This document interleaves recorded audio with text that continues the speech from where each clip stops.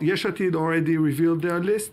Likud. And we gave them yesterday a chunk about the list that Yair Lapid presented yesterday, and nothing changed, but it seems that Yair Lapid is believing, and I will give him... No, I think there were some minor changes. Minor changes, but heads up for believing in his own party, believing in his own team, and saying, okay, this is the team that I won last time, and this is the team that I'm going to win with this time. We absolutely believe that we can come to the voters with what we accomplished. We added 2 new faces, very established people in politics, accomplished, not superstar personas trying to just grab voters. Chaim Yellen and Elazar Stern, who both come with real serious records. But other than that, the personalities are the same. We absolutely do believe that we can come to the voters with what we accomplished, what was on the table in the budget. And I want to remind you, 5 days before the last elections, we were polling at 11, and we won 19. We absolutely believe that we will be way above where we are now as the time goes on, especially as we see all the infighting in the other lists. Today I spoke with a lot of people that were, let's say, voters of the Jewish Party Home, the Jewish Home Party Home. The Jewish Home Party, and they said that after yesterday's move, that they started feeling that it's a little bit like a VIP race. Yeah, they are changing their mind, not to somebody, to Yesh Atid, not from the Jewish Home Party to Yesh Atid. And if I could say something about that, there's a few points to that. One is ideology. If you want to approach the Bayit Yehudi right now and ask what is their ideology about, especially religion and state issues, you have the new star who is, for example, in favor of homosexual marriages.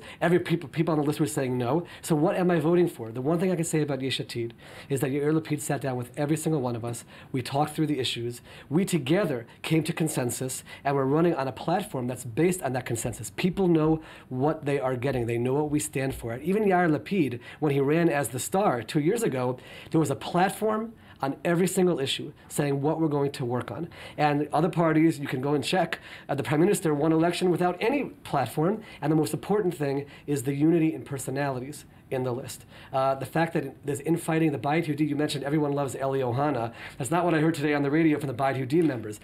Infighting in a party, I believe, is one of the most destructive things there could be in elections, because you have to go to the people, like we said, with a message, with a clear message, with a unified message, and that's what we're doing in Yesh Atid, and that's why I believe we'll actually go significantly higher. Thinking about the last 2 years, and thinking about Yesh Atid, went hand in hand in the last elections with Naftali Bennett, saying and declaring that Naftali Bennett is the brother, saying and declaring that Naftali Bennett is our ally.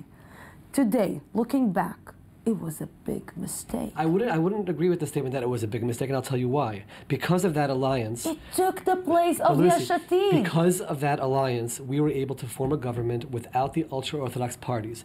That allowed us to accomplish something. Maybe people don't even realize the degree of the accomplishment. Not just the Equality and National Service Bill, but Haredi, ultra-Orthodox employment, general studies in their schools. We accomplished that because of the fact that they were left outside of the government. We were able to do certain things, even on the economy, together with them. Now, the deal was that the Bayit Yehudi, the Jewish Home, was going to stay quiet about the Palestinian issue until we reached a point where we were actually evacuating people from their homes, number one. Number two, they were going to be partners on religion and state issues. On the religion and state issues, they were not partners. They proved to be religious extremists, number one. And number two, on the Palestinian issue, they broke that deal as well and were outwardly speaking against it, torpedoing any movement that we tried to make. So on those last 2 points, there's no doubt that there was a misassessment, and I don't even mind using the word a mistake in assessing who they were, but we accomplished a tremendous amount because of that alliance. Our goal in this election is to continue that momentum, especially with the ultra-Orthodox community, with the ultra-Orthodox party saying turn the clock back, proving how much we accomplished. But now the ultra-Orthodox is... not if he makes us turn the clock back on those issues, absolutely not. But hearing Aryeh Deri, the head of the Orthodox party, saying that he made a peace with Yair Lapid, because they are able to sit down and talk with each other.